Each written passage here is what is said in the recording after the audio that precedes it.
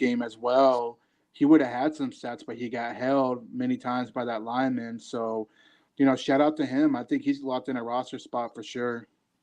I Yeah, do. I do want to say that I really hope that the NFL refs can get a few more reps in to get it right, because I feel like they kind of been catching some L's, this preseason, and hopefully they can get it all worked out where they're ready to call a clear and fair game as we go into the regular season.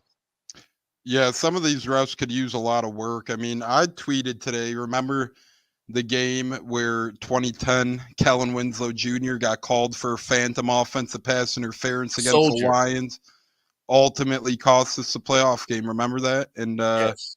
we really haven't, refs really haven't paved the way since. But our guy Neil's here. He's paving the way. Yes, sir. Yes, sir. How the hell it do, Neil? Gene, we'll start with you with this one. How about Barton for center? I think we all knew that was coming. Jason Light isn't going to take a first-round offensive lineman and let him go to waste. Jason Light's incredible with drafting linemen. I don't think he's missed on a lineman yet, Gene, and if he has, it's been a very long time. So to me, this is no surprise. I expected nothing less than our first-round pick winning the center spot. I've been really excited with Jason Light. I mean, your first round picks are your starters. And I don't care what anybody says. If you're not looking at a first round pick competing for a starting position, then you're looking at this all wrong. So first round pick is a starter. Second round pick is competing for a starting position. Third round pick is somebody that's going out there and pushing for possibly starting. Fourth, fifth, sixth round pick is somebody that's there for camp bodies. Mm-hmm. And 7 round picks, that's your wild card. You don't know what you're actually going to get out of them, and it's a possibility that you could potentially get somebody that'll come out there and usurp somebody for a starting position. So normally that's your mindset going into the draft and getting these players out here. And Jason Light has been so consistent, going back to Ali Marpet, bringing in Ryan Jensen from free agency, and just some of the other players that he's brought in, and, players that have moved on to other teams and shown that they can, start in the NFL. So again, I'm happy with this front office and what they've done. And, I thought no less that they would have somebody that they could bring in and really compete, if not starting in that position. Couldn't agree more. And as you said, Gene, Jason Light's done great with what he's done in the draft specifically, but he's always brought in good talent, whether it's been draft or free agency, but specifically draft. They're either starters in Tampa or they end up elsewhere making big impacts as well, especially the O-linemen. Look at the couple of years past. Tristan Wirfs, obviously a big one there. Cody Mauch, Luke Odecki. Now you're looking at Graham Barton, and I know that's a little premature. You've heard nothing but great things about Eli Klein. Robert Hainsey has made himself into a really nice backup. I think a lot of teams out there would be happy with Hainsey. Then you look into the UDFA pool. He did some nice work with Haggard and those lights there. So and then he drafted Alex Kappa. He ended up getting a bag. Ali Marpet, he drafted as well. So the list goes on and on. Graham Barton, I think, is here to stay for the long haul. J-Lo, from offense to defensive line, Judge Culpepper. We got a lot of good questions right now before we get to some of our topics of convo. Judge Culpepper hasn't heard much about prioritize UDFA. 2 things on this, J-Lo, then I'll get your thoughts. A, it's preseason, so maybe the coaches are seeing stuff on film that we're not seeing develop, right? Just because we're not hearing his name a lot might not mean he's effective or ineffective for that reason, so that's something to keep in mind. And B, teams do this all the time where they bring in UDFAs or 6th or 7th round picks and they kind of quote unquote hide them in preseason. They don't want them to get that exposure, so when roster cutdowns happen, the Bucs could say quote unquote, hey, we're going to hide Judge Culpepper on our practice squad so another team isn't exposed to him.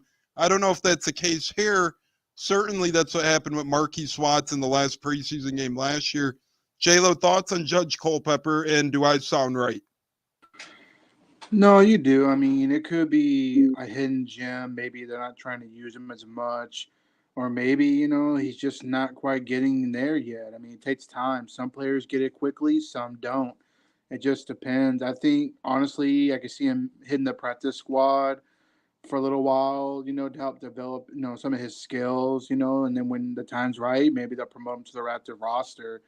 I just think that maybe, he's just maybe not getting there yet. It takes time. That's my opinion on Judge Culpepper.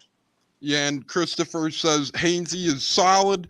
He said sold, but I'm going to go with solid. And Barton is elite. I could get behind that. And you know what else I could get behind?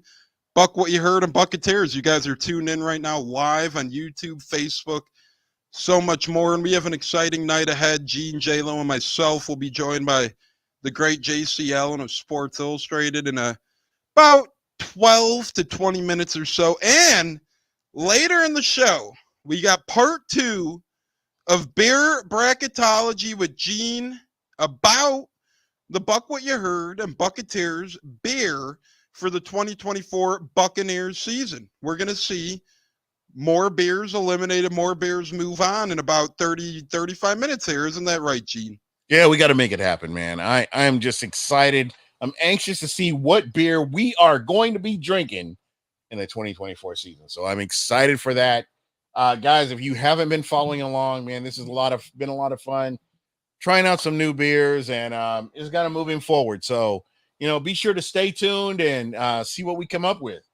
I'm going to do something too. I don't know the exact details of it yet. I'm sure Gene's going to think of something creative on his end. But for Buccateers and Buc What You Heard, anytime you crack open the official Buc What You Heard and Buccateers beer this season, it could be on an off day, it could be on a Tuesday, it could be on game day, it could be during the bye week.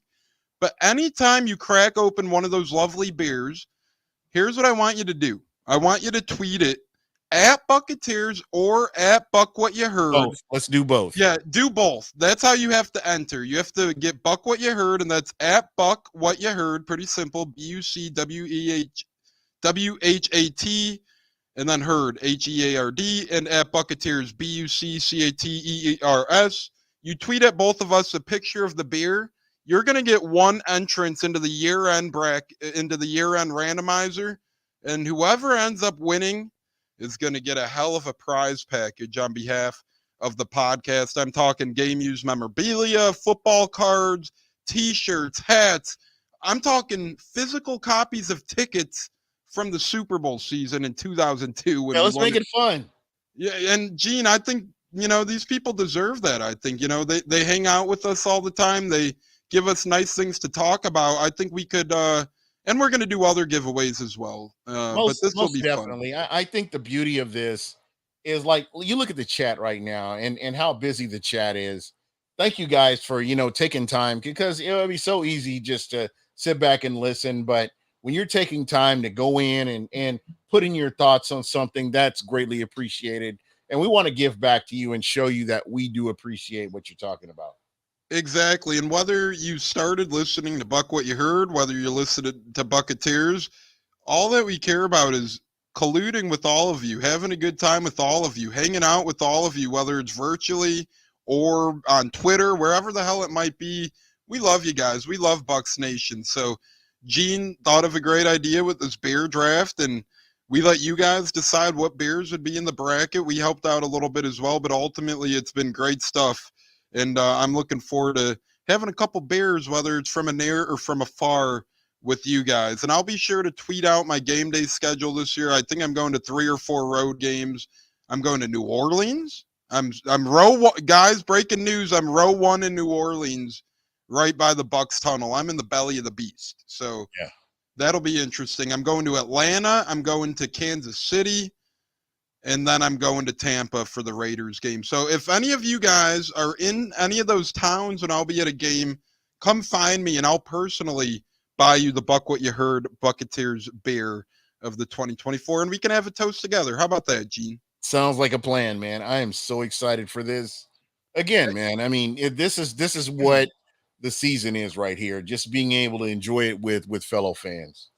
Definitely. And Gene, I mean, me and you have been good buddies for a minute now, but, really over the past 5, 6, 7 months, we've been collabing a lot, us two, J-Lo, and this is going to be how it is for the year. I mean, you're going to find Gene streaming on Buccateers. You're going to see some Buccateers guys joining Buc What You Heard, but at the end of the day, throughout the 2024-2025 season, you're going to see us cross-platforming. You're going to see Gene, J-Lo, myself on each other's shows.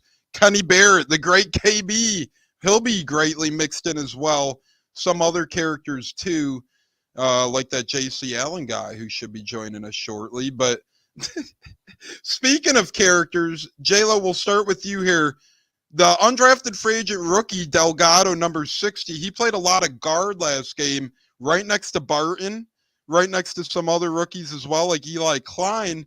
He played really damn good, and Brian Baldinger gave him his kudos for it. J-Lo, thoughts on Delgado, and does he have a chance at making this team, or you think he's more of a practice squad hopeful at this point? He's got a strong chance to make the roster, depending on the injuries of the other linemen. I believe School's hurt, and then also Haggard, I think is his name. Haggard. I can't pronounce his name. He was an undrafted free agent last year. Yeah, I like what he did in the Cincinnati game. He'd be a guy I think that might have a chance to make it over him. But let's see another game of Delgado. If he performs well, then I think he's earned a roster spot for sure. Yeah, absolutely. As our guy Jonas says, hi, crew, nice shirt, Gene. It absolutely is. And if you guys are late, Pops texted in, hey, could family members win? He's talking about the beer draft challenge. Absolutely. Anybody could win. Family members, friends, strangers, neighbors, workers, employers, whoever the hell it is, tweet it in the beer. You guys could absolutely win. If you missed it, you can catch a replay. Or when we do pick a beer winner, tweet in a picture. I don't think it'll be the pumpkin beer, but we'll see. Cleve and Me says, hey, how the hell we doing, Cleve and Me? Glad to have you here, Joey. So do we get Reddick at this point? No, I don't think we trade for Hassan Reddick. I'm going to keep it simple. Gene, I think the Bucs front office likes the youthmanship that showed in the edge room. And I think if we had a Randy Gregory replacement, he would have been in the house by now. I think the Bucs are far aware that Gregory wasn't going to be here for quite some time at this point, Gene. So I don't think we make a move for Reddick. I think, Reddick, to me, Reddick is trouble written on him as well. He got traded to the Jets, and you see a different tale of two here. Matthew Judon gets traded to the Falcons. He says, I'm open to playing a no deal. And then, Gene, real quick, you see Reddick saying, hey, I need to get traded and I need a deal. That's kind of scary right there. We've seen previous NF general managers with the Tampa Bay Buccaneers who potentially could have bid on that. Again, you trust the process.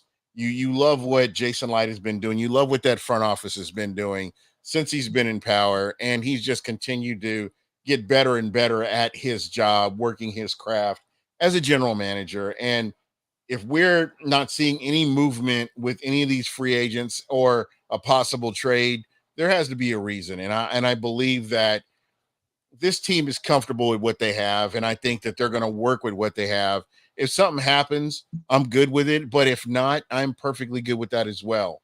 So to me, you got to trust the process. I love Jason Light. Love the front office. I love the people that are, the talent evaluators out there and what they're doing. So I'm good with what's going on right now.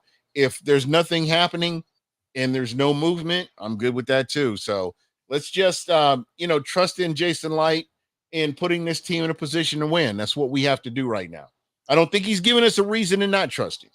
Couldn't agree more. There's no reason not to trust Jason Light. Whatever he does at this point, I'll be a fan of. I think he stays put, but you never know with Jason Light. He's a crazy man in a good way. He'll hit you upside the head when you least expect it with the roster move, and oftentimes it does pay dividends. And speaking of paying dividends, Christopher Cole says, hit that like button, guys. We appreciate that. Cleve and Me, he loves Brian Baldinger. We do too. Baldy is a classic. Flash Gordon Delgado is this year's Sandsy. Hopefully we can keep him on the practice squad. Yeah, it's going to be hard because, you'll probably keep About 7, 8 active linemen on game day, 10 total practice squad. He's definitely making the practice squad. He might make active, probably not, but Brandon Walton struggled immensely, so you never know. Barton and Mock equals 2-lane highway. Yeah, definitely. They're going to be really incredible on a one-way. I love Jason and I love Liam. I think we all love Jason. And Liam, we should surely love as well. Speaking of love, guys, who do you love so far this preseason? I know we talked about Jose Ramirez, but I'm going to name a guy who to me has came on really strong here. He's in the Canadian Football League right now, so he's being slept on. He went undrafted in the NFL. He got drafted late in the Canadian League as well, and some of you might know where I'm going. Big number 75. He's in the picture of our thumbnail on this YouTube video.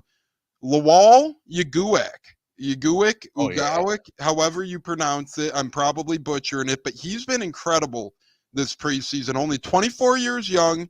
He was born in Canada. He went to Texas Christian, Connecticut, so not the biggest of colleges. Right now he's on the Montreal Alouettes, and now he's on the Buccaneers. But, Gene, I watched against the Jaguars. This guy stood out. He got a sack.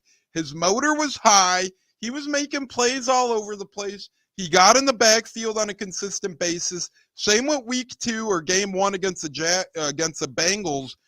I'm really impressed with what Lawal Ugawik has brought to the table, Gene, and I think he's for sure at the practice squad at this point. Maybe outside chance at the active roster, but Lawal Ugawik, he's making a name for himself this preseason, Gene, big number 75. I have been really happy with him and what he's done and how consistent he's played. I don't know, for me, Sean, I'm a bad mother Tucker Yes. is a guy that I'm super excited about as well. I mean, we haven't been able to really be excited about the running game going back to Doug Martin and the season that he had, but consistently. And again, I was part of the fan club for goodness, now I'm drawing a blank on his name. Dave Canales. No, not Dave Canales, the running back for the Bucs 2020. Sean Tucker. No, not Sean Tucker. He went to Kansas City and went. Rojo. I was excited about Rojo, but Rojo just didn't materialize into what we thought he would. And I will say this, just with the running back room that the Tampa Bay Buccaneers have right now, I'm pretty excited about it. And Sean, Sean, I'm a bad trucker. Tucker is a guy that I'm super excited about. I think when he's been given the opportunity, he's really shown what he can do. And I expect big things from him, going into the season. I think he's secured a place on this team. And I would be totally shocked if he didn't make it. But Sean Tucker is somebody that I really love. You know what I'm saying? So let's hope that all works out for him. Hey, I love that right there. Sean Tucker has been incredible. He's been really feasting. And remember last year in the preseason and to begin the regular season, he was making his way back from injury, heart condition, all sorts of things. So now he's ready to roll. Scott says he likes Canoe. I like what I've seen from Canoe. His only problem is he's dropped a couple of key passes. And if you're a wide receiver in this league, you have to do the easy things right. So Canoe does the little things right. Now he just has to make the big time plays, but I wouldn't be surprised at all if Canoe makes the practice squad. But there is severe competition there. You have Ryan Miller, who's looked really good. Cody Thompson has looked incredible. You're going to have to find a place for Rakim Jarrett because seemingly the Bucs like Cam Johnson a lot. Sterling Shepard's still around. And Chris Godwin, Trey Palmer, McMillan, Mike Evans are all locks. Sterling Shepard will probably be a lock at some capacity. So then you throw in Cam Johnson. And Cody Thompson, guys, he's been incredible. This past week, he had 5 catches for 66 yards and a touchdown, 2 carries for 12 yards. Former Seattle Seahawks wide receiver, now paying dividends. But, J-Lo, if you were to name a guy, we got Sean Tucker, we got Cody Thompson, and we got our guy Lawal Ugawik. Outside of Jose Ramirez, who are you naming, J-Lo, as somebody who stood out this far?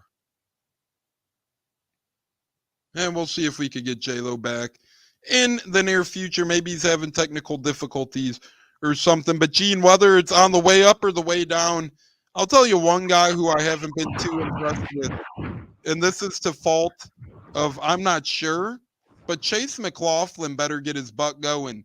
We gave him a lot of money. I'm not freaking out because it's preseason, but he has missed a couple kicks now, one in each week. That's not the most encouraging thing in the world after you pay a journeyman kicker pretty good money. So if I could see one guy make improvement, Gene, or one guy that's worried me a little bit to this point, it is Chase McLaughlin. But again, at the end of the day, once the regular season hits, I do think he gets in shape and I think he's fine. But I do hope the pregame jitters or the preseason jitters get nested away sooner rather than later. For me, it's important for players to make the mistakes now in preseason. I'd rather see miscues, missteps in preseason, get all that cleaned up, and then when you're total leather at the beginning of the season, you can go out and do what you need to do. I've seen a lot of fans that believe that if a player is having problems in a preseason, they're going to have problems in the regular season. I don't agree. I always agree with that. And I just, like I said, I just want to see if there are problems, I can overlook this and just go into the regular season with a clear mind, because we've kind of seen what they can do. And now we have an opportunity to see what they can do in the regular season. And let's hope that they can retain the form they had the year before and go out and do what they need to do. Exactly, Gene. And I love it, man. We're firing the cannons today. We're getting hyped up here as we are here on the Bucketeers Buc What Ya Heard podcast. The great Gene Tampa Tones alongside J-Lo somewhere in the stratosphere. I'm here now. Sorry. No, you're good. J-Lo, quickly, in about 30 seconds, give us one disappointment this preseason and one guy who you've been impressed by. So impressed, I have to say Devin Culp, the rookie tight end out of Washington. I think he's made some clutch catches. I think he's obviously tight end number 3. Probably have to fill in tight end number 2 if Payne Durham's not ready for the season, which I think he will be. Really impressed with him. Disappointing, I'm gonna have to say the kicker, man. You're agreeing with me. That's who I went with because he's missed a couple kicks now. Yeah, I mean, hopefully it's just a little preseason dud, and hopefully by the time the season starts, he'll be ready to roll because he can't be missing kicks, man. You got to make those kicks. You got paid. Now it's time to, get in the gear and make these field goals. My buddy actually went to college with him and had classes at U of I with him. I remember my buddy was like, "Hey, are you going to the game tonight?" He looks at him. He's like, "I'm the kicker, man." And that was Chase McLaughlin. Oh God. Kind of a funny. Well, it's hard to recognize college kickers, and you got like 99 people on college teams. Their rosters run deep, so but yeah, again, you should recognize the guy had a Big Ten program, but what can you do? Julian Silva says, "I think Tucker is a good number 1." Hey, if Tucker somehow ended up as number 1, that's only good things for the Bucs, or maybe bad things for the Bucs. But that means either Tucker's impressed so damn much that he's surpassed Bucky Irvin and Rachaad White and Chase Edmonds, or that means we got real hamstring with injuries. So hey, one way or another, Nestor. Hey, how the hell you doing, Nestor? BB King and Flash Gordon talking about Cam Johnson. Yeah, Cam Johnson went to a small school called Barton. And he doesn't have a lot of film out there. First Barton player to ever be signed to the NFL, Gene. And I'm excited about him. Our friend Michael Pless of Real Bucs Talk, the great Dr. Pless, he's excited for him, Gene. But again, one of these guys, nothing against him or nothing for him, but you never really know with a couple of these guys until the regular season hits and, people start hitting for real. Starters start playing for real. I know we haven't seen a lot of Cam Johnson yet, but impressive what we have seen. I'm looking forward to the real games, though. Most definitely, man. I think that's where it all comes down to is, the best available players starting the season and going in to put this team in a position to win. And that's kind of what we're looking for. I don't know how many seasons we've seen where Bucs players, you already know who's going to start and there's no competition. And, you just kind of have to take the coach's word for it that you're seeing the best players available that are actually going out there on the field. So what we've seen now is a little bit different, where we're actually seeing competition in certain positions, and the best player has earned that position, and I'm super excited for that. You kind of asked the question about who I'm disappointed in, and Randy Gregory, stupid, is the guy that I just really, I don't even understand why he even bothered to come and try to be a part of the Bucs organization. I just feel like that's really Pathetic. and I just Bye, wish Felicia. this guy would just, I wish he had never been a part of the organization to begin with, knowing what he's going through with the NFL. And I'm not sure what other personal issues that he has, but I wish the Bucs would have gone a different direction and possibly looked at a different player to fill these positions. But I feel like, the Bucs have enough talent right now where they can go in and do what they need to do. Gene, and I think that was one of the greatest quotes I've ever heard from the fucking legend himself, Todd Bowles. And I love Todd Bowles, but he had a great quote. He's a man of many, but he said you can't miss what you never had in terms of Randy Gregory this week. Gene, I think that rings deep and that hits home to me at least. Oh yeah, absolutely, man. I mean, again, he didn't have a negative or positive effect on this team. I feel like he's not going to be a distraction going into the season. And fortunately for us, we don't have a lot invested in him because he didn't go out there and play during the key times where you needed him during preseason or during these training camps, during these the dual camps with the Jacksonville Jags or the Miami Dolphins. So I don't believe that Randy Gregory had much of an impact when it comes to the Tampa Bay Buccaneers defense. And I feel like the Bucs are better for it just because they really don't know what the impact could have been having a Randy Gregory on the team. So that's just kind of how I feel about it. And Gene, I think the greatest point you made, although you made many of great ones in the past couple minutes, but the part where we signed Gregory and then we kind of missed out because we could have signed other players at that point, but then other 100%. players got scooped up. And, I don't blame the Bucs for holding out on Gregory because the longer they held out, the more money they could recoup, right? So that made sense on the Bucs' behalf, but I think that was selfish on Randy Gregory's behalf. Again, I hope he's okay mentally. I hope he's okay physically. But at the end of the day, don't commit yourself to playing football if you're going to back the hell out. Scott says, I love Trey and Kyle because he's a Gators fan. Well, Trey Palmer was an LSU guy, but maybe you're talking SEC football or something along those lines. Kyle Trask, though, at Florida, he was one of the best QBs I could imagine, man. I mean, he did have weapons to his disposal. He had Kadarius Toney, Kyle Pitts, and a couple other guys, but man, Kyle Trask was incredible. And Bud says he's a disappointment. I still don't know that. I'm going to say I don't know that because a couple of things. He isn't throwing the football to Mike Evans, Chris Godwin, Cade Otton, getting Tristan Wirfs on his left tackle, Luke Godecki at right tackle. He is not getting that. He's just and not. the one thing that really hurts is that he went to college in Florida. If he had gone to college outside of Florida, I think he would have been given a better opportunity, and he would have been given a clearer choice as a player had it not been for his selection in college teams. Me personally, I have no dog in the race, and but I do dislike Florida State more so than Florida, but that's neither here nor there. It doesn't really that doesn't matter that I think Florida State's a bunch of crybabies. But all I'm saying is I wish Trask had gone to another school outside of the Florida area, regardless of whether it's Miami, Florida State. I just wish he had gone somewhere else so he would get a fair shot from Bucs fans, and it probably would have been a little bit different. But like you, I feel the same way. He's not gotten a chance we haven't gotten a clear-cut chance to see him with the ones. We haven't gotten to see him throw the ball to Mike Evans or Chris Godwin. We haven't gotten a chance to see him throw to Rachaad White in the flat. I mean, there's just a lot of opportunities that it would have been really good to get a clear-cut understanding of what you have with the Kyle Trask.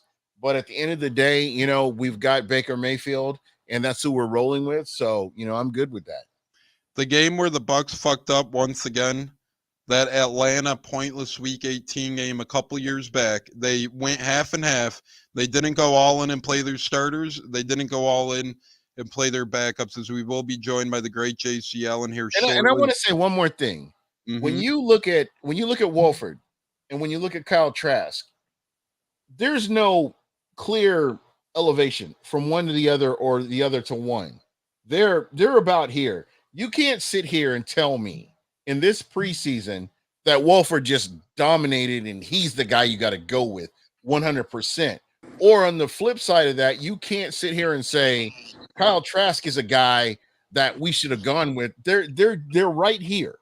They're right here. There's nobody that you can really say that with. My man.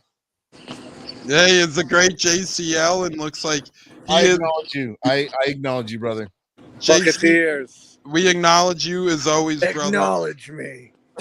I got the field goal post going with my 2 arms in acknowledgement. So the great JCL and a man of many titles. We'll keep it simple. Contributor greatly for Bucs Game Day Sports Illustrated division. A man of like 18 podcasts at this point as well. Part-time football connoisseur at his son's practice. He brought Brandon Walton out there, running back trainers out there. This guy's incredible for every damn facet of the game. JC, I do want to get your thoughts quickly before we have some. Look at him right there. The man is podcasting at football. But JC, kind of just thoughts and give us your rundown on the Bucs preseason. We've been talking about highlights, lowlights. One thing in common: low light Chase McLaughlin missing kicks. Hopefully that could get shaken out. But I think come regular season, he really does shake off the rust. And then a couple of other things. I'm impressed by our front 7. I think the young guns have provided dividends. Jose Ramirez, Lawal Yaguak, and other guys on the Bucs front line. I thought CJ Brewer. Yeah, I was just about to. You took the words right out of my mouth. CJ Brewer playing the lead as well. So JC, kind of give us your thoughts from a professional. And now you're an expert because I've seen your name saying according to Buccaneers Insider, JCL, and you're floating around like wildfire, my friend. We always knew you were grade A, though. So yeah, already knew it. But give us your thoughts, JC. Lowlights, highlights, or anything you want to get off your mind about the preseason to this point.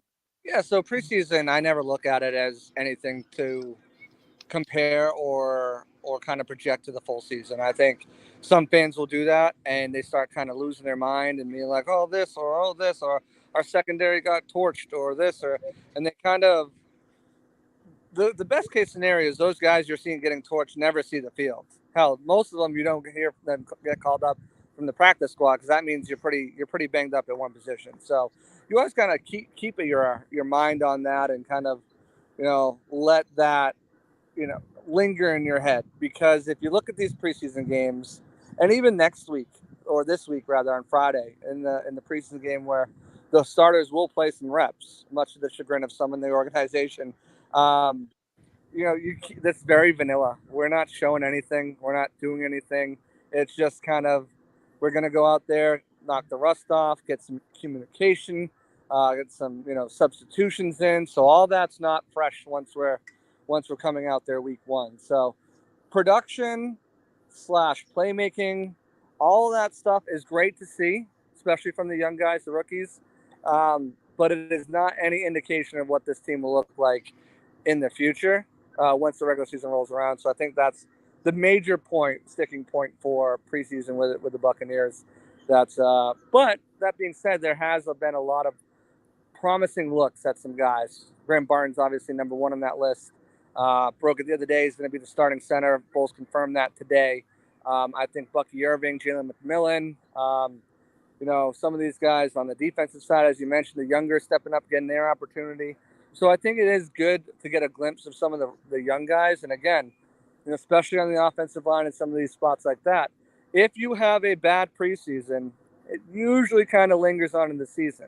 But if you have a good preseason, if you're a rookie, it kind of can set you up for success in the regular season. So it's been good showing from them.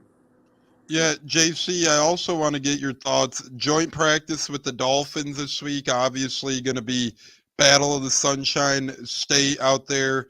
Thoughts on how last week's went, and if you expect the Bucs, not that they did bad, there was some kidding around, especially by Todd Bowles on a big play from Trask to Palmer saying, hey, that would have been negated by a sack. On the other flip side of the coin, you've seen the Jaguars make some big plays, but those perhaps would have been negated by some sacks. So do you think the Bucs treat this week of practices any differently, kind of getting some unneeded criticism from some out there on social media saying, hey, this team's going to beat, this defense is going to beat, blah, blah, blah. I think for the starters, this practice means tomorrow means more than the game does. Even though the starters will be playing, I think that's a big thing. I think, the joint practices, you gain so much because there's so many things you can do with that. You can script things and certain looks and certain things with the other coaches with a different opponent. That's all kind of pre-planned. And then, you have some of these call-it periods where it's live and it's a different opponent. But I think the biggest thing it's going to provide to them is a test to see where they're at. Last week, there were some mishaps in the secondary, some slow starts offensively, and they know that they're going up against, another good team in the Dolphins, and that, okay, this is where we kind of stumbled last week. We got another opportunity this joint practice. Let's pick up right from the get-go. Let's make sure our energy's there. We're at home. We're not having to worry about a 40-minute bus drive to the stadium, all these things. So kind of just come out firing on all cylinders and get some good work, some clean work in between you and another opponent prior to the preseason, and they'll gain a lot from that. And that'd be really telling too for some of these bubble guys who are still looking to make a roster. Obviously, for them, the game is going to be huge as well. With assignments, making sure your communication is on point, you're sounding your assignments, you're not trying to do too much outside of your assignment, and making plays is always going to be good, but you want to make sure the fundamentals technique is down of what you've learned, and that's another opportunity for them to showcase it, not just tomorrow, but also on Friday's game. Yeah, we're being joined by the great JCL and millions and millions and millions. And Let me millions. talk to you. Yeah, we got J-Lo appearing from the stratosphere back there. He's roaming around with John Daly, I think, on the golf course. But we do have some fun here. Facebook, we're joined by Rochelle El Monito, a couple of great characters. And JC, I got to ask you another intriguing question. How's your little man looking out there? How's he gearing up? How's their team looking? That's important to us as well. But how are your guys' team looking out there, the little ones? They're looking sharp. It's they've got their jamboree this weekend, so they got 2 scrimmages against 2 teams. Cannon's, he's working for his spot. He's working for his job. He's in a battle for that starting center spot, much like Graham Barton and Robert Hainsey. And he's also, working in on that defensive line rotation. So, depending on what happens with him and if he wins that job, which he's looking pretty strong right now, he'll probably be more in a rotational role on defense. Obviously, you can't risk your center. If he doesn't, then he'll be probably a starter on the defensive line. So either way, he's going to be in a good position. He's had some really good practices of late. Pads came on last week, so they're starting to hit. They're starting to feel it now. So it's good. Hey, you're getting called Solo Sokoa by They say love the shades, JC, a.k.a. Solo Sokoa. I'm the OTC, all right? Wow, we got a war right there. You're declaring you're the OTC. We got you getting called Solo, but that's great on Cannon. I mean, if anyone, this kid is full of energy, man. The one time I could tell he's probably the most. Oh, yeah. He's all over that field, man. He has my support, and I hope to see him on the Bucs one day. You never damn know. Not the Patriots, though. That franchise, they could do a little bit better things there. But no, JC, best of luck to the big Cannon as he emerges in his football career, just like these Bucs are, these UDFA Bucs and these rookie Bucs. And JC, if you had a guess right now, and then we'll let Gene jump in here. I know he's got some good stuff for you. Chomping at it. But JC, if as Olivia joins the show as what you heard, Gene. This is Buccateers, all right? I know. Co-host. Hey, it's a collab. We're live on both right now. We're live on both. The bear is gonna be for both, as Olivia says. Hey, Olive, how the hell you doing? But JC, if you were to guess, number of UDFAs that make the active roster, and I always take your saying. You say the roster's fluid, especially in preseason training camp, first couple weeks of the season. But just by week 1, if you had a guess, how many UDFAs end up making the Buccaneers active roster? Last year, I think we saw Christian Izzian and Merriweather, I think, and Rakim Jarrett. Merriweather, Christian Izzian, Sean Tucker, Rakim Jarrett. Someone on the offensive line. Was there someone on the offensive line? I'm not sure. No, there's a bunch though. There's quite a few guys. Quite a few rookies played too, and then some undrafted guys end up getting called up. Yeah, it's funny because as I'm doing my final 53-man roster prediction now, and I'm kind of going back and forth, and it's all about the strategy game, right? Do you want to put a guy out for waivers? And if you do want to put him out for waivers and maybe get him on the practice squad, is it something that you do a wink nod with a veteran and say, hey, we're going to cut you and we'll bring you back, and we're going to put him down once other people have claimed a bunch of guys and they're kind of set, right? So, looking at it, I think Kalen DeLoach is one of them. I think J.J. Russell's ahead of him. So if they keep 5 inside linebackers, I think he's one that could potentially make it. I think Tyreek Thunderberg, another friend of the show, he's in a battle right now with Keenan Isaac and Josh Hayes. Now they could keep I talked about this with him the other day. They could keep, 5 cornerbacks and, they could keep 11 guys in the secondary. They might not. It's going to be one of these things that are as fluid as you mentioned. There's a possibility that maybe, a guy like Tavier Thomas is put on the practice squad and they save it for one of these young guys or some situation like that. But I think that's it, man. Cam Johnson, I think, has an outside shot. He's got to really show out this week between tomorrow and Friday. Those are his last 2 days to do anything. I think Cody Thompson right now is probably wide receiver 6 going into this game and probably likely coming out of it. But really, man, I think 2 tops maybe. No, I don't think Judge Culpepper's shown enough. I don't think, any of the running backs, tight ends, offensive linemen, just kind of going through the roster, defensive linemen. I think you're looking at Kalen DeLoach and Tyreek Thunderberg, but I also wouldn't be surprised if neither of those guys made the active roster and they decided to use those spots elsewhere. So, 2. And real quick for you as well, Jonas asks, who's the starting left guard you think week 1? It seems like Bredesen might be, but Klein's giving him a run, it seems. No, it's Bredesen. Bredesen's the starter. He'll be the starter. He's taken all the starter reps yesterday, today, throughout camp since Opeta went down. They're not going to make a change just because the rookie looked good in 2 games. They feel more comfortable about him. I'm still not even sure he'll be first off the bench if something happens to Bredesen. I still think that's probably Walton. But, that's another one to watch too. Walton Haggard. Can Haggard get back out there and, can he supplant Walton? That's another one to watch for as well. But it's Ben Bredesen. It'll be Ben Bredesen until injuries happen or ineffectiveness happens. And I feel like they need to either go to a guy like Walton or a guy like Klein. It reminds me much of Matt Filer and his role. He was obviously going to start at left guard last year, and they were going to ride him until injury happened or there was reason. And it's not even like he played terrible, but he got hurt. Offensive line improved a little bit. That's the only way I see Bredesen going down too, right? Is if it's not to his own fault. Mr. Gene, thoughts on what we're going over? And why don't you jump in here, my friend, with anything for the great JC? Yeah, absolutely.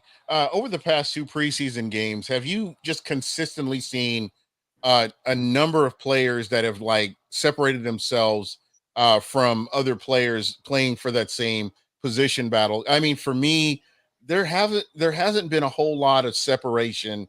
It's been pretty much like this. We look at the quarterback position and certain wide receiver positions. It's nobody's been able to separate themselves and say, hey, I want this position battle. It's been pretty much balanced throughout the preseason.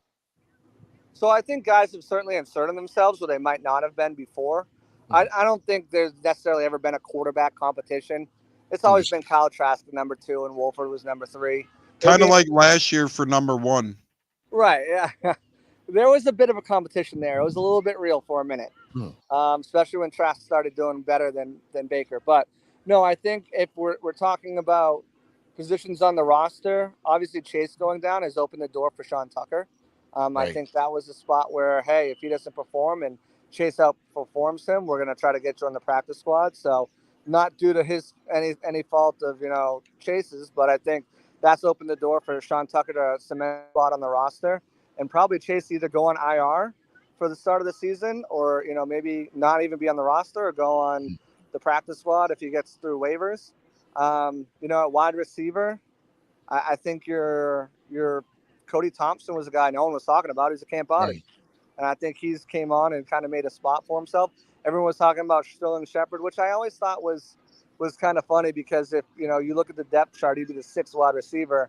They're going to give him a shot, see what he can have. But he doesn't play special teams. He's a veteran. Yeah. He's a 6-year wide, 6 receivers got to play some special teams, and that's not his forte. So, plus he's been banged up. So maybe he's sitting on the practice squad. Cam Johnson was that name, but he's been injured. I think tight end is another one that you kind of look at. Tanatala flashed in the offseason, been injured until this week. But Ko Keith is, Devin Culp has been playing strong, but Ko Keith is making a real strong consideration of, hey, maybe we should keep 4 tight ends on the roster, So I think that the defensive line group, I feel like, and Bolson mentioned this, no one after the game, I asked them on Monday or Sunday, out of those guys, has anyone separated themselves? Obviously, Ugawak had a sack. CJ Brewer played his lights out. Ernest Brown is another guy. And Bowles mentioned both Brown and CJ Brewer as guys he's looking for. So I think you're probably looking at those two. Mike Green has been kind of non-existent.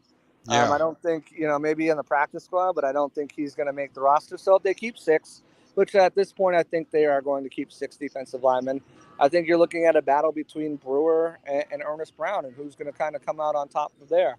I think cornerback is another thing. Keenan Isaac inserted his name in there. I think Josh Hayes was like, all right, they're going to keep Josh Hayes and moving him outside. Led the NFL in special teams tackles last year. Got an All-Pro vote.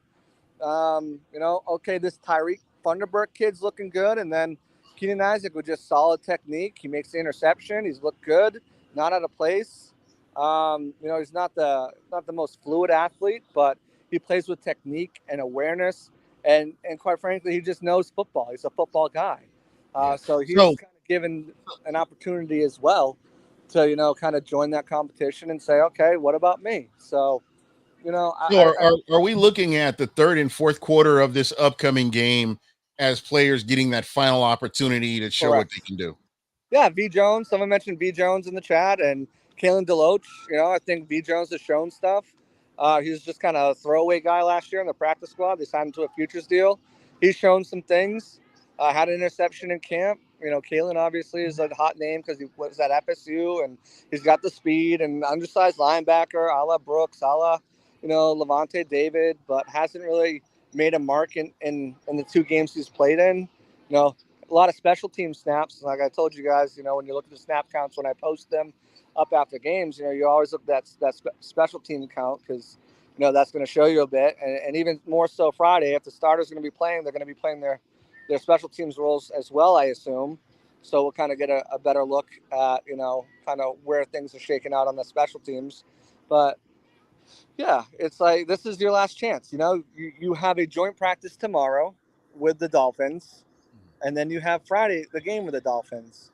They have a meeting on Monday, roster cut downs on Tuesday, but they'll be cutting players prior to that, Saturday rolls around and they'll be starting to whittle down this roster with guys who have no shot. A guy like Brandon Matterson, who just signed yesterday, he'll be one of the first to go. Corey Honley or whatever the punter's name is they signed, he'll be one of the first to go. Those are the guys that are kind of, they're coming, they're going to be cut, and it's just kind of a matter of time. And then the harder ones will be on Tuesday because you want to kind of sneak them through waivers, right? So yep. That's kind of how that goes because you can't start building your practice squad until Thursday, I believe. So, or maybe it's Wednesday at 4. It's either Wednesday at 4 or Thursday. I think it's Wednesday at 4 after the full waivers pass through. So yeah, that's kind of how it goes. Yeah, JC, question for you. Anywhere to possible kickoff rule changes? I haven't heard of any alterings. I think that they're going to try it for the season. Yeah, I think they're going to try this out. I think they're going to give it a go, and I don't think we'll see it maybe slightly modified as time goes on. Maybe they'll try a tinkle here, a trinket there, but at the end of the day, this is what we're working with. This is what we're working with. It will be interesting. We haven't seen the stickless balls, like the trackers, So, yeah. But we haven't, as the Bucs, you haven't seen that in the game yet. It's been in other games, but that's the one thing that was in the preseason that might get pushed through to the regular season. Depending on the research and what it shows. But no, kickoff's here for the next year. They'll revisit it next season. They'll either keep it, make some tweaks to it, or they'll go back to the old one, or they'll figure something else out. Maybe they just start the ball at the 25-yard line. I don't know. It's just get right into the action. Maybe you'll start the game winning 7-0 and not even need to return the ball anymore. Who the hell knows? Maybe we'll play with balloons like that South Park episode did. Maybe we'll get to that point. But we're joined in the chat by Nikki Fit Mama, Mr. Everything Bucs, the Godfather, James Rubright as well. JC, I think you mentioned really great points there. It's kind of funny because Sterling Shepard signed either a couple hours or the day after Thompson did, so he kind of hogged the spotlight. But I remember signing Thompson, and I looked at his background, and I'm like, yeah, his numbers ain't there, but he has been in the NFL a while. He's been making his way. I'm like, he's just exactly special teamer that can block. That if you need in a pinch, he's not going to be anything fabulous, but he's a guy who can give you snaps, and not be a total liability out there. As WQEE is joining us, radio station right outside Atlanta, live. They're joining in the show as well. But JC, not to sound mean. Hey, get me on the radio station, WQEE. Hey, I could hook you up with that, man. Yeah, I know they're listening, but I could put you on in the Atlanta area. Let's do it. Yeah, make it happen. Used to keep in touch with them very well. I think you make a great point on Mike Green, JC. Nothing against him. Last year, he was obviously a reserve body as well. We had Deadrin Sanat here last year as well, some other guys. But this year, I'm sorry, Mike Green didn't impress me enough last season to lock down his roster spot this year. And in the preseason, he really hasn't moved the needle. So I don't really see how he makes it over a Brewer, over a Brown, and Josh Kayepo really likes him as well. So I don't know how the hell Mike Green, nothing against him, good guy, nice guy, got to meet this guy, but I don't know how he makes his way onto the active. And I'm not being mean, but based on last year and this year, I don't know how he does it. Yeah, I think maybe practice squad, but yeah, I mean, and it's not just plays, right? Everyone's on Luwak because he made a sack, right? But it's not just making plays, and that's the thing. It's being consistent, doing your job, doing it the right way, and I think that's one thing that hasn't stood out. He's been, pushed around by some backup offensive linemen, and other guys have just looked better. CJ Brewer's looked better. Ernest Brown has looked better. There's other guys who have shown a little bit more, and that's disappointing because the guy's been in your system for 3 years. You have him, make the active 53-man roster last year out of camp, and then he goes down with an injury, and kind of derails kind of what he was doing there, and kind of not really playing anyways, more of a special teams guy. But, he's got an opportunity, I would think, to make the practice squad just because of his familiarity with the system. But I don't think he's making the 53-man roster. And then the fact that Bowles was asked about some of these guys today on the defensive line, and the first two names came out of his mouth weren't a guy who's been here for 2 years. It was, a guy who's been here for 1 year in CJ Brewer, and a guy who just signed this offseason, Ernest Brown. So, just being, I think that kind of tells you what you need to know. J-Lo, before you get a crack at JCL in here, I know JC's a busy guy. We still got our bear bracketology as well. JC's pumpkin bear is actually going to be in the bracket tonight, so we'll see if that moves on or not. But we'll see what happens there. But JC, Sterling Shepard reminds me of a couple. Where are we voting on these brackets? I haven't seen any of it.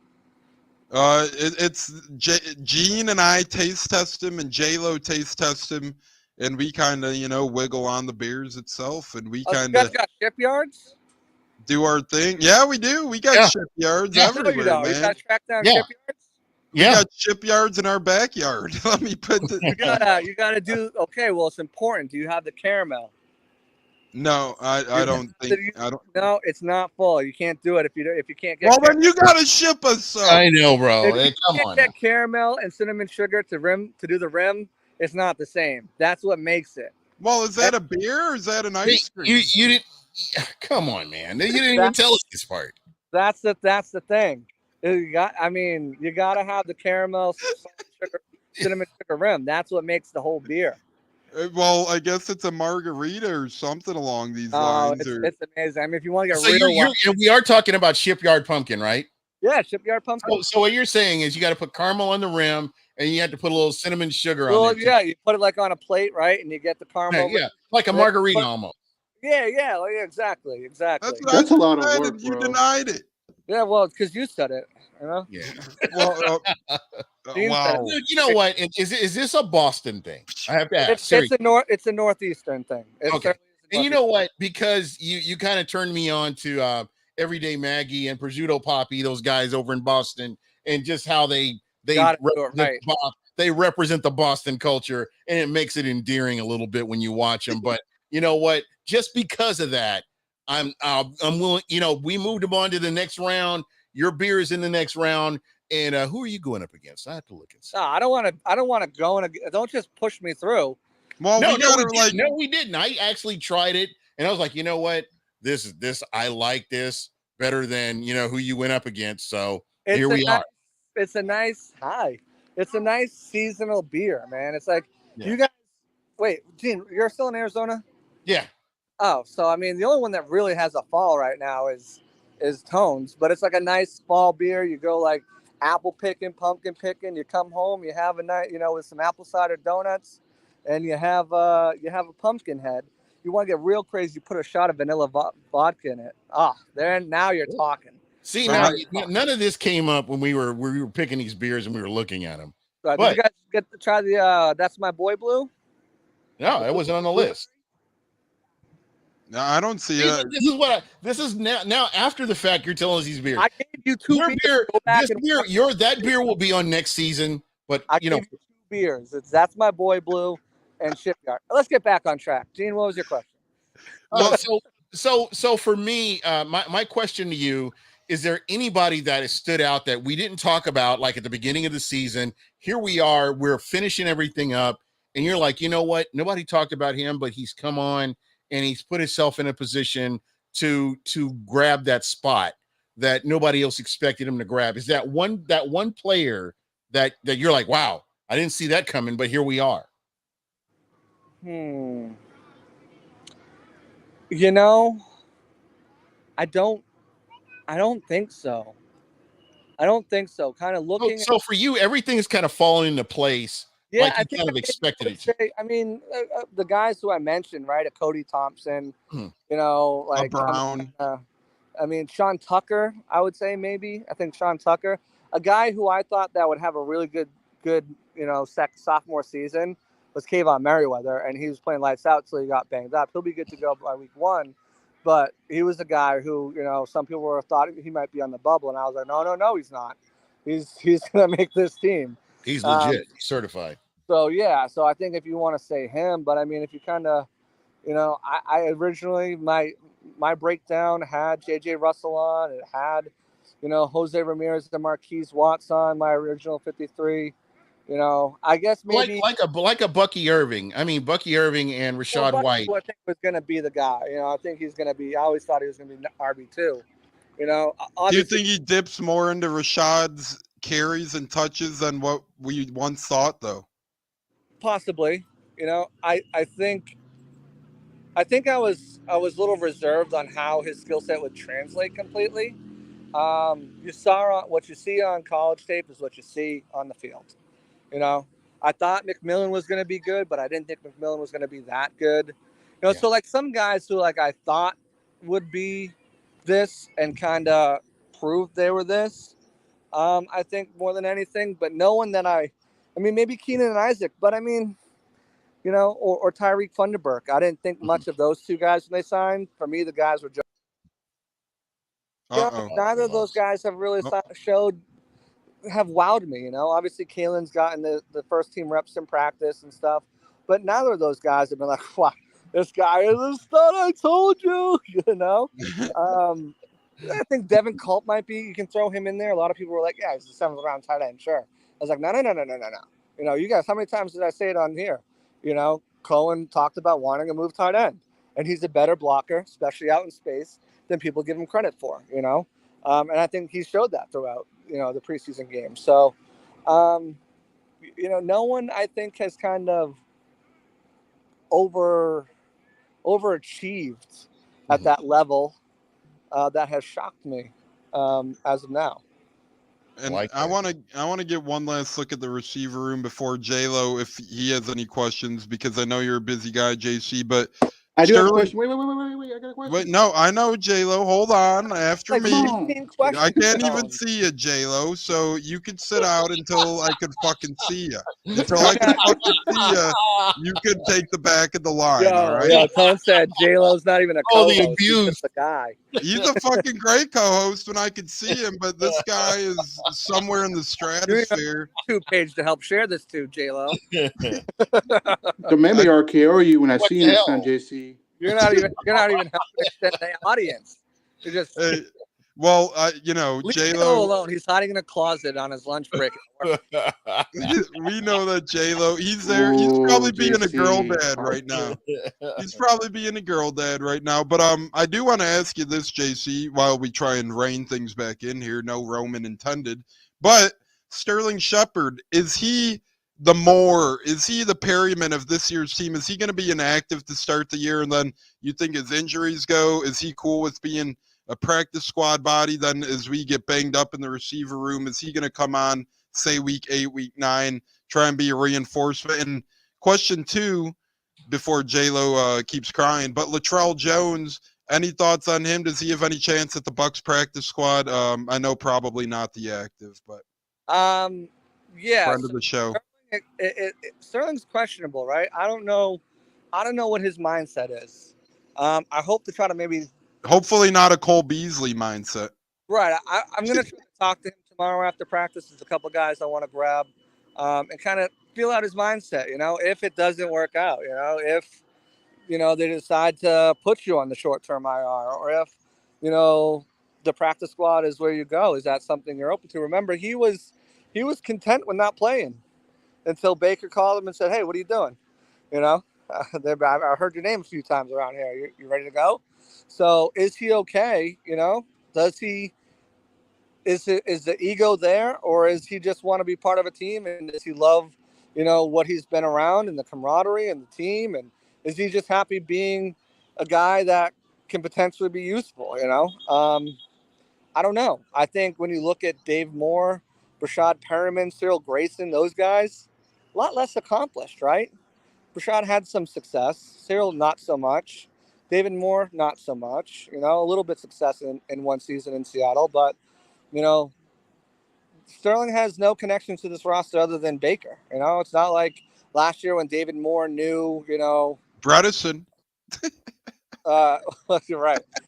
It's not like he knew, Dave and Brad last year. It's not like when Brashad came back, he, I think he had a year with Bowles before he was gone. If I'm not mistaken, with the Jets. It's kind of, and plus Tom Brady was here. It's Tom fucking Brady, you just watched the guys win a Super Bowl in a COVID year. So he's one that I'm not sure of. But Latrell Jones, I think he's done the best he can, but I think they're too deep there.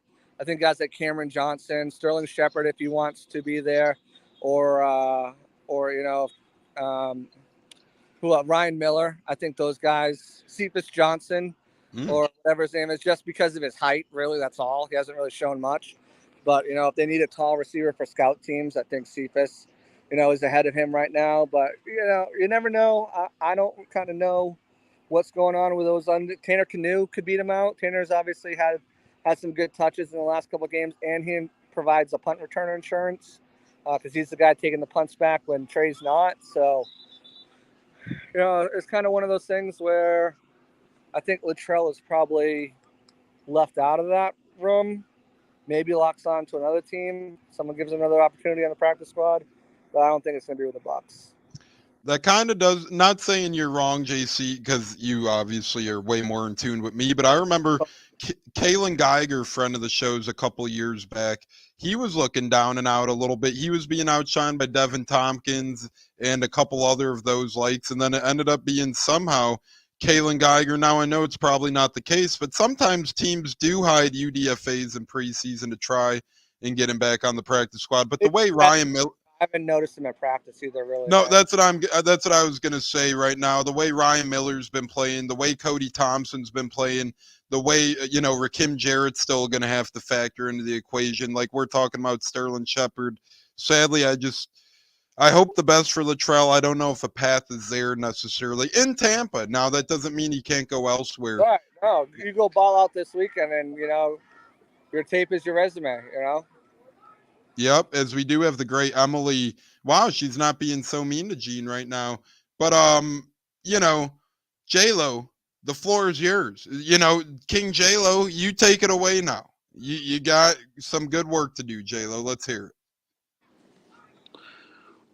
Well, for the most part, what starters do you expect to see on Friday playing? Like who do you expect to see? Everyone, Obviously, Baker Mayfield. Say it again. everyone who's healthy is going to play. How Okay, long do do you you expect envision them playing? So if they're banged up a little bit, they probably won't play. Last year they played, I think, their entire half. I think they'll probably get them out of a quarter. I know some people don't want them to play at all, but again, that's ultimately Bolt's decision. He'll make that in correlation with the other guys. But if it was me, I wouldn't play him. It's just me. But if I'm going to play him, it's going to be a quarter tops, 2 series each. Get him out of there. Trask finish the game out. Let's get an extended look at these guys. We know what we have with our starters, right? We don't want to show too much, even though it's going to be vanilla. We still don't want to show too much. Let's get them out, and let's get these guys that we need an extended look at in. Let's get look at this wide receiver room. Let's get a look at do we like Ramon Jefferson, or do we like DJ Williams for the practice squad potentially? Are we going to keep a tight end? Is it Tanner Towla? Is it going to be Sal Canala? Is it going to be David Wells? Like, are we keeping Keith or keeping Culp? Like, are we keeping both of them? Like, those are the decisions that I need to see, not whether the starters can shake some rust off. That's not what I need to see. So we'll see. Good block, Cannon. We'll see. Cannon. We got Cannon in the house as Very we do have nice. Tampa realtor David Ferrara joining us on Facebook as well. But before we let JC go, because I know he doesn't want to. If you want to sponsor a show, hit me up, David Ferrara, JC Allen on Facebook. Yeah, Tampa real estate is one of the best in the biz. Yeah. So maybe Let's get some sponsorship going. We're gonna have a whole segment with Rashad White, sponsored by you, David. Let's look it up. Hey, let's go, JC. Before we let you go, I know you don't. You don't want to miss out on your pumpkin bear losing, so we'll cut you loose before we get to the beer. No. Right. Try this shit right now while I'm on. Hey, before we do get to the bear bracket, though, Gene or J-Lo, any last Bucs questions related to JC before he kind of lays down what's upcoming for his future? Yeah, just real quick. I want to thank him again. I know I thank him all the time, but just what he brings as a journalist to the Bay Area, I really appreciate what you do, man. The fact that you interact with fans, you don't think you're above all of us, but you're out here giving the news the best way you can. And I just want you to know that we do appreciate it. It doesn't go unnoticed. And there are a lot of people that feel the same way I do. I appreciate it. Yeah, I think you're a jerk personally, but I like your professionalism and the other work that you do. But just if we just focus on just what you do as a journalist, I think you're amazing. I got to straddle the lines. I'm like that Seth Rollins type. Like, they love me. Yeah, Ray Ripley type now. It's JC. There wouldn't be a Bucs reporting room without the great JC Allen and a J-Lo from the other stratosphere hanging with John Daly or whatever the hell you're doing. You have any last words or comments for the great JC, Bucs related wise? Thank you, JC. You're the best, man. Best in the biz. Like I said, appreciate all your time you put into coming on the pod and dealing with the three of us, talking football and wrestling and all that stuff. So take care, buddy.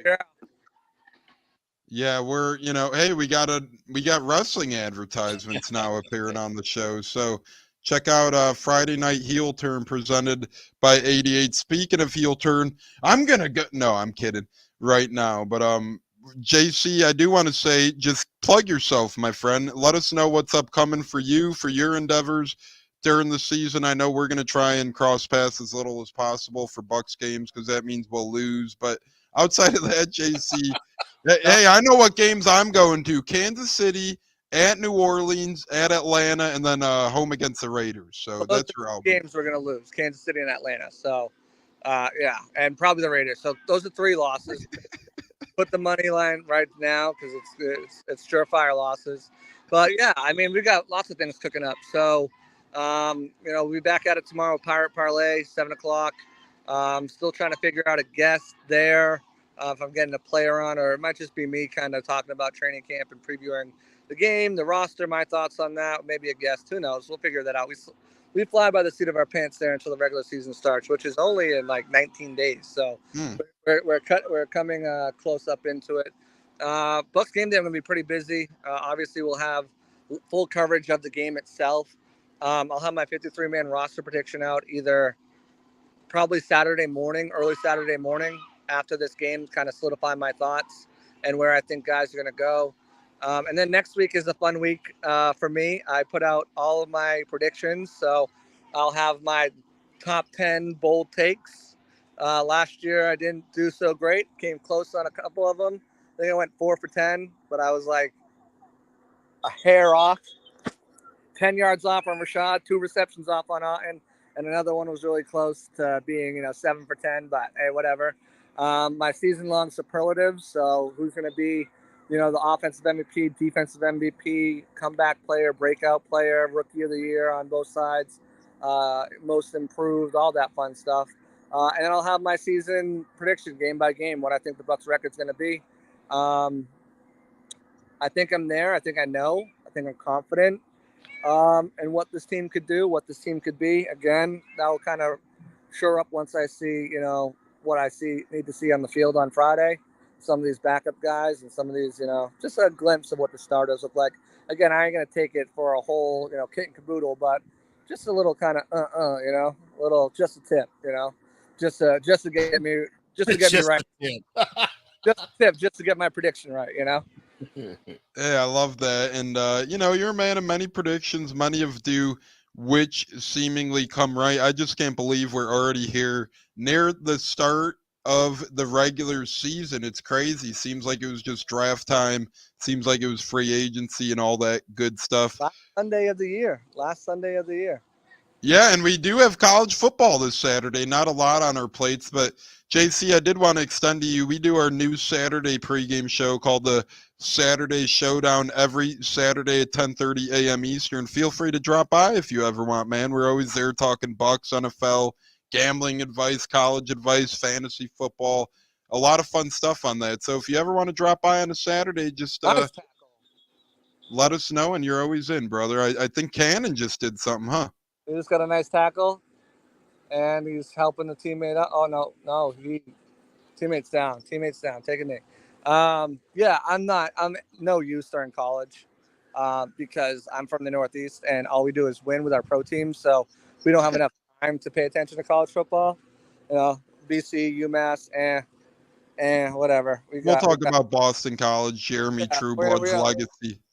Yeah, we don't talk too much about that, but anything else, I'll always pop in. If I'm around and I can, I'll either pop in, usually give you all a sup fellas and acknowledge me, or I'll text you like I did tonight. What's the link? And I'll hop on in. I gotta get you on the show too, bro. Yeah, Gene, he charges a cheap rate these days. So JC, pay by the beer. It's been awesome. If you want to keep on with our bear bracketology, feel free, but I know you're scouting the great Cannon at practice. No. You're trying my beer. I'm here. Let's go. All right, Gene. You roll it out, Gene. Without further ado, let's get to the brackets, Gene. All right, and these are the next beers. We've already done the previous ones.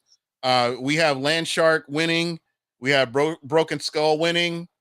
We had the Elysian Space Dust beer winning, and we had Highlight winning for last week. So this week, the first beer, and this is me, and we'll go around the horn here because we have 3 people. It'll be odd. There's not going to be a tie here. So the first round, we have Modelo Especial, J-Lo's beer, going up against Miller Genuine Draft, which is Tampa Tone's beer. And I chose Modelo Especial because the beer is sexy. Well, I'm out then because J-Lo's going to go his beer, right, J-Lo? Duh. Well, you guys are fucking fucked. I'll go MGD and I'll lose. I would go Modelo too. So yeah, you're out. Yeah, well, I got a tough draw. You know, these guys give their, Gene gets to face himself. I get put up against Modelo. It's like, come on. Oh, the next round is going to be tough. Trust me. I'm kidding, but hey, I'm fighting with MGD. It's just a nice, cool, crisp. I would have put a Wisconsin beer on there, but none of you guys could get it. It's literally only brewed in Wisconsin. It's called a Spotted Cow or Moon Man. They're both by New Glarus Company. It's literally a mom and pa Wisconsin beer shop, but no one could get those. So down goes MGD. On to the next one, Gene. I will say that each one of my beers I did put in the freezer for equal amount of time, so they're equally cold, ice cold when they're coming out, and there's no one beer better than the other. The next round, we have Shipyard Pumpkin Beer versus Pepsi Blue Ribbon, and for me, let's see. Easy. Oh no way! He is He a brought the PBR hat. head on. PBR winning in an upset special, baby. The heel turn. Hey, listen. I like PBR, but I'm a man of the fall. When that pumpkin hit my lips, it tasted delicious. I love pumpkin flavored things. And I put a glass in the freezer. I put the beers in the fridge, and I use different glasses. You can't, taint each other's palates and glasses and stuff. Got to be separate. I'm going with Shipyard Pumpkin. I'm bringing home the pumpkin plan. Call me the pumpkin man. I'm going with Shipyard Pumpkin, the bear of JCL. And so J-Lo. J-Lo is the deal breaker here. I love it. Pumpkin. J-Lo, did you even try the beer? No, hold on. Time out. I will say this. Oh, go ahead, Gene. My bad. Go ahead. What are you saying? Did you even try the beers? No, I did. I'm not a big fan of pumpkin, so I gotta go with PBR. Sorry, guys. Oh, you're a loser. What is that, J-Lo? I don't like pumpkin. I'm not a He's the pumpkin least guy. valuable tonight. He's picking against my beer, picking against JC's beer. When I'm asking him questions, he's nowhere to be found. It's like, what the hell is going on with J-Lo tonight? Listen, I'm not a pumpkin guy myself. I don't eat pumpkin pie. I don't eat pumpkin cake. I don't eat pumpkin seeds. I don't drink pumpkin coffee. But Shipyard is not really pumpkin flavor. It's delicious. If you guys had it with a rim job, you would have liked it a lot more. Let me tell you that. There's a little hint of the pumpkin, not anything overwhelming, but it's a sweet beer. It's like a dessert beer. It's like a good sweet beer. It's not. It's good. A couple of those will sneak up on you. My question for all of you is, where did you find it? I asked one of my guys to get it. This Indian liquor store by me. He's the man. It's called Star 7 or something along those lines. And he's been my buddy for years. I don't know if he gets his beer from India, where the hell he gets it, but he has connects where he brings in beer from around the damn world, brings in domestics, brings in anything you can get. His name is Patel. He's just a great guy. So my man Patel, he always prides himself too. He's like, I'm from India, buddy. I can make anything happen. So I go, you're the man here, Patel. And then it wasn't anything great, but he got a couple shipments worth. I think there's still a couple on his shelf, but he said other people have been buying it a little bit too. So kudos to you, JC. You brought a new beer in the Naperville neck of the woods from Patel from India. Let's go. Shout out to 32nd Street Liquor. They were able to, they actually had it, which I was shocked. I think they have a distributor who's moved from Boston to Phoenix, and he's got some connects, I guess, and we were just fortunate to get it because I didn't think I could get it. That was my concern, when we were going through the beer brackets originally. We're concerned about that, I will say. Yeah, can everybody get it? And that was a trick. Well, we got 32nd Street Liquor by Gene, and we got Patel by me holding the fort down. So we're in good hands. Lukian's by my house in South Tampa on Dom Mabry. They usually got all the beers and all that. They got everything. Huh? Yeah, they got everything. All right. Shout out to the shipyards. I get Weston. I either get it from Publix or I'll get it from Total Wine. So it's right by you as well. It's in your Lucan's is everything. So is it shipyards?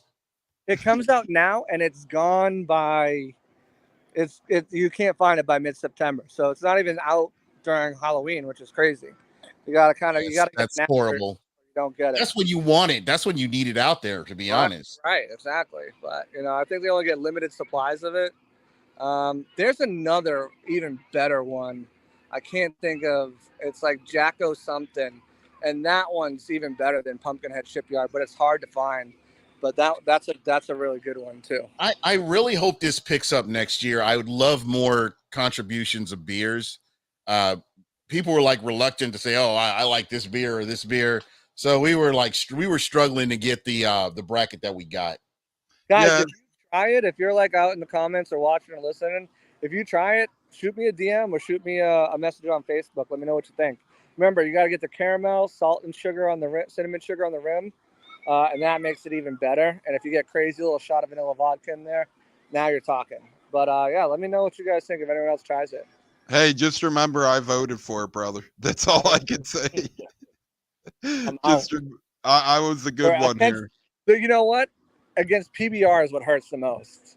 Yeah, So, just put me against Natty Ice if you're gonna put me against PBR. We'll put you against Hams next time. These things happen. This is just the way of the world, man. I don't make the rules. I just play by it. Has anyone ever drank Hams? That's the worst. Oh my goodness. I'm gonna ask for a recount. I think this is collusion here. You had the PBR hat already. You knew I was coming on. Tones gave you the tip off. I think this is you turned your camera off to go find it. This is collusion here. I want to recount. In Arizona. Hey, actually, technically, we're 1-1 because J-Lo didn't try the beer. Oh, is he a felon? No. So okay. Does he have his papers? Hey, we'll ask our legal. I don't know if I'm legal or not. We'll ask our Buccateers correctional officers to get Oh, we have one of those, really? Yeah, his name's Bucko. He's barely around. You could barely see him on the pod. You know, he runs his mouth. I thought Olivia was the corrections officer. Did Olivia unbiased? Yeah. Did Liv try it? She did not yet, but she will. She'll love that, man. She'll love the job.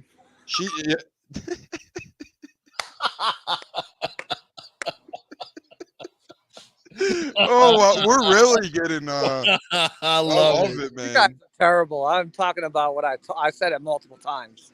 You're I caught it. I was just trying to behave on his show. That's the thing about a little caramel, cinnamon, sugar. It might make that more enjoyable too. Yeah, well, it'll be like the Monday Night Raw when Edge and Lita took over. But other than that, I promise I'll keep my top on. That's for sure. I don't know. I kind of like the matching undies, Yeah, we on the Buccateers, it's a requirement to have matching underwear. It's important. So they're made out of beer cans too. JC, JLo, Gina, myself, whenever we're on, we all have the different pair but the same designed underwear on. Yeah. Basically. Pretty much. JC, are you sticking through the rest of the bracket? We still got 2 more to go.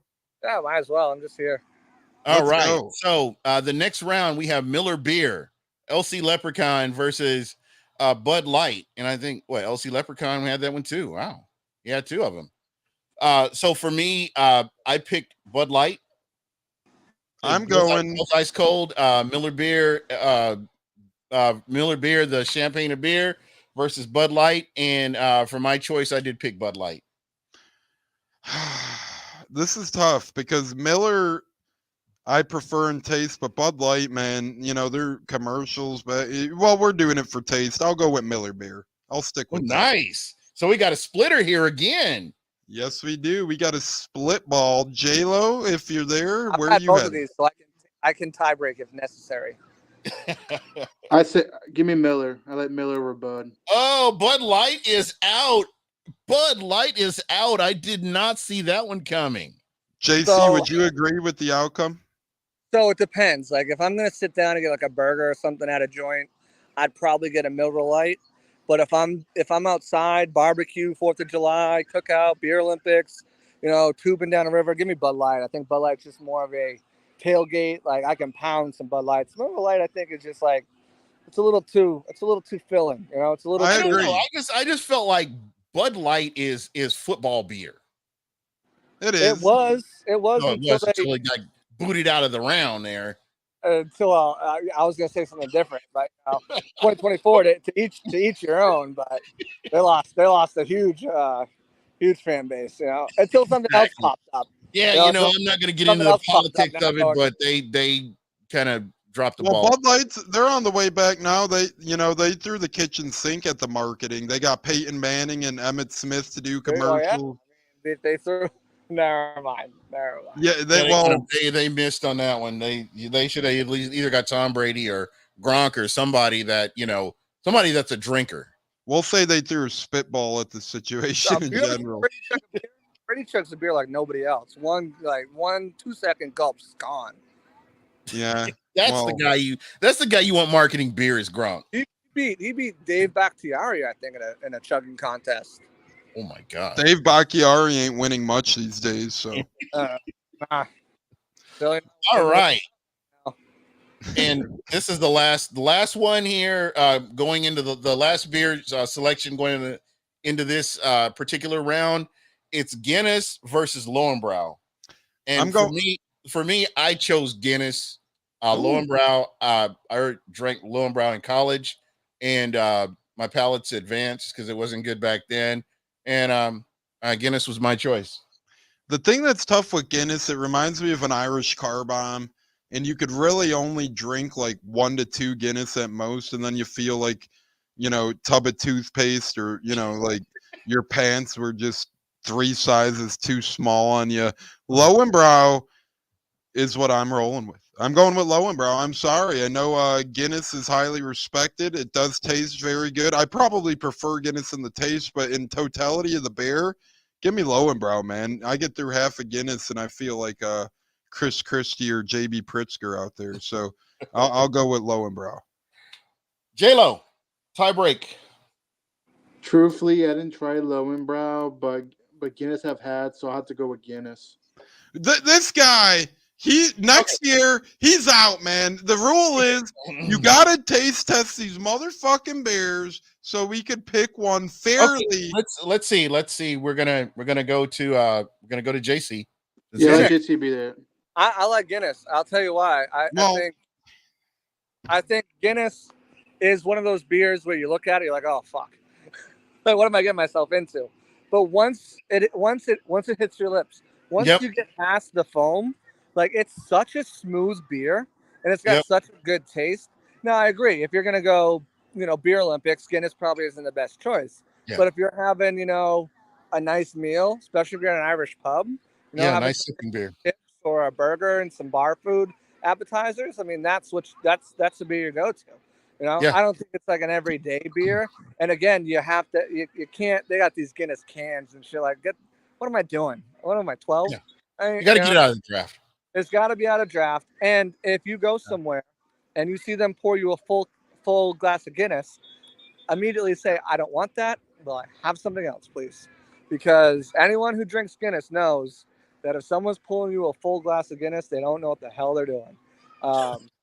So, yeah, I've been at that situation a few times where I had someone pour me a full glass of Guinness, and I said, actually, just give me a Bud Light.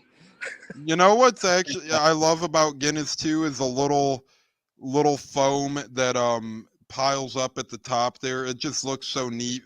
Guinness sits perfectly when it's poured out of a draft, if you know what you're doing. So yeah, we had it in Dublin. I've always been a fan of Guinness. It's how you drink it in Belgium. It's called the Belgian dip. Yeah, Belgium. Hey, that'd be one dip I could get behind. That's for sure. Like when you get the foam on your nose. Austin Powers, the Belgian dip.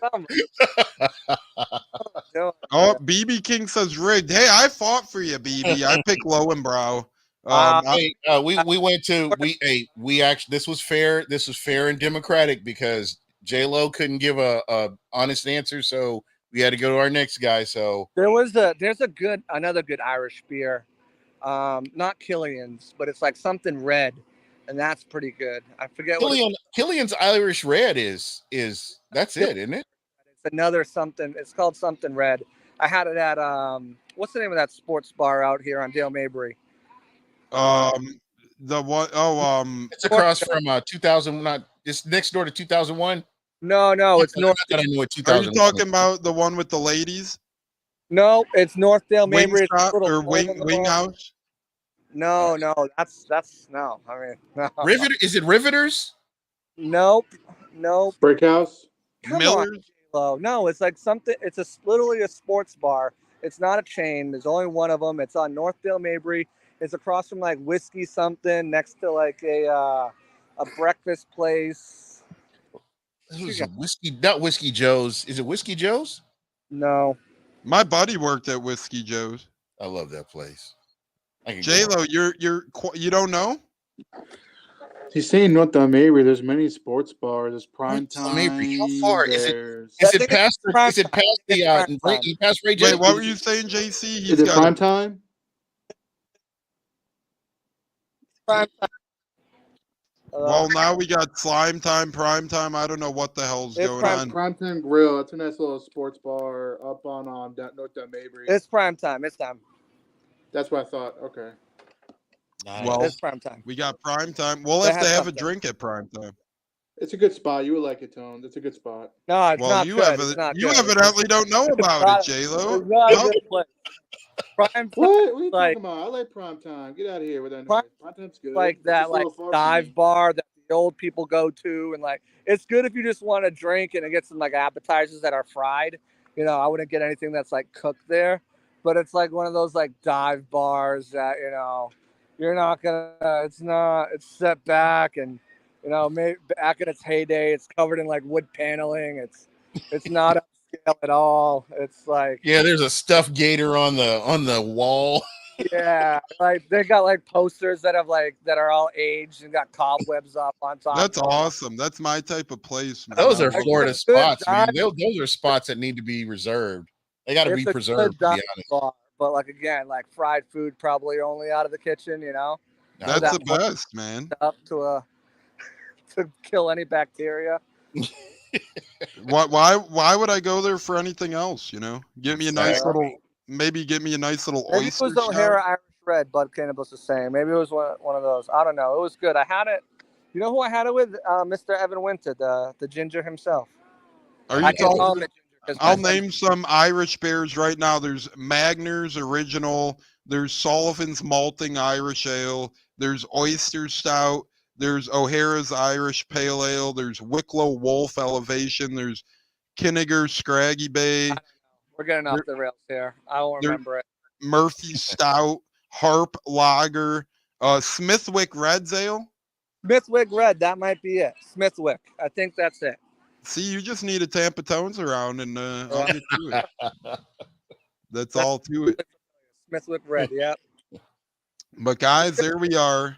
We have moved on with 4 more beers in our Bucketeers beer bracketology as we now Hosed. get Rob. ready. What happened? I was hosed. I was robbed. Conspiracy. You were. We need a recount. We need a Take that recount. ugly PBR hat off, Gene. You know But what, man? I can only do what I can do. I'm sorry. I'm a victim of circumstances here, and that's how you have to look at this. Now, Gene. Isn't that what they say in the North End? I'm a victim of circumstances. Yeah, I know. I was just fucking with you. Oh, You're just damn it. talking about My the North bad. End of Boston here. Drop Boston. the F-bomb. There goes the monetization on this one.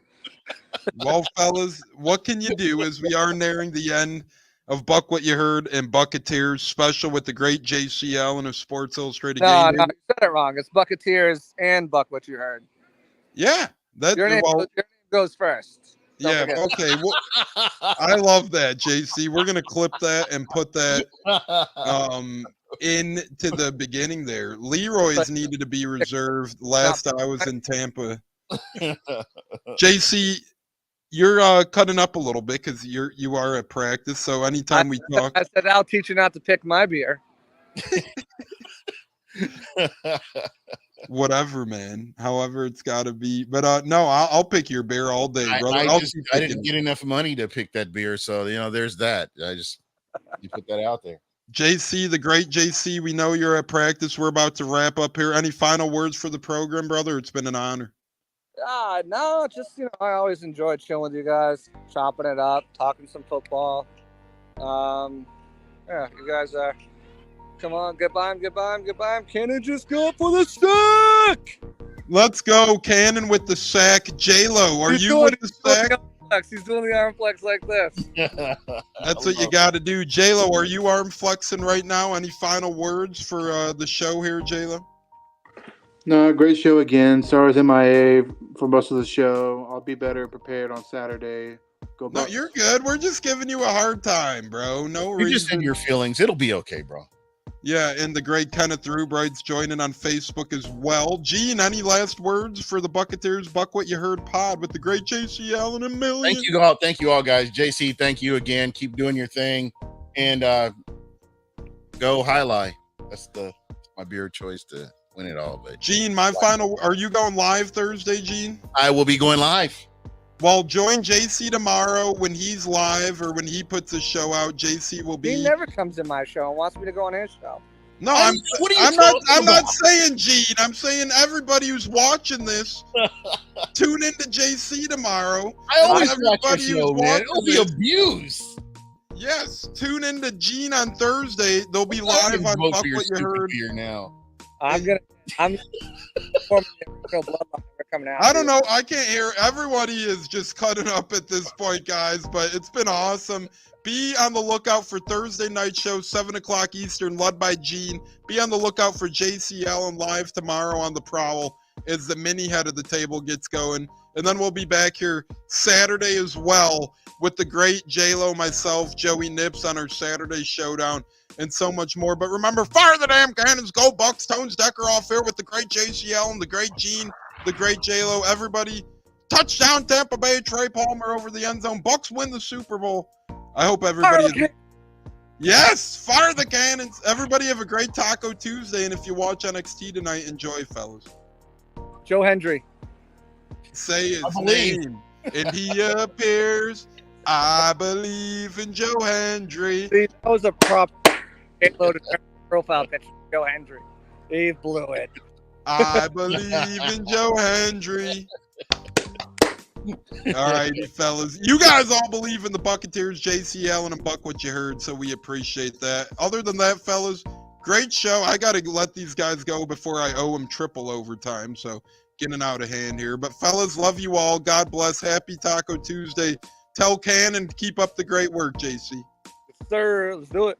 Peace. Adios, everybody. Go Pumpkinhead Shipwreck. Let's fucking go. Woo! Woo! Pumpkin ale, baby. Woo!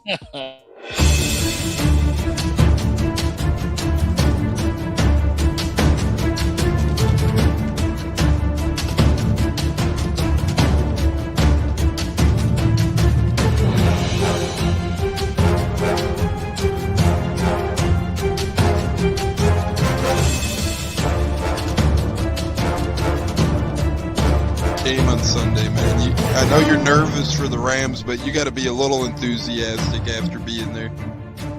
Bro, that game atmosphere was ridiculous. The energy, the electricity. That place was rocking. Anyone was there, and a lot of the Super Buc fans were there too. Eating Bucs. Tampa Tones. We are joined by Lee Goon tonight, host of the Pat and Aaron Show of WDAE, Pat Donovan. And it sounds like Stunna is bumbling a little bit. Going to put him on mute for a second until that gets a little cleared. But we're joined by Pat It looks like Donovan. Stunna's hanging out with Cheech and Chong in a car with the windows up or something over there.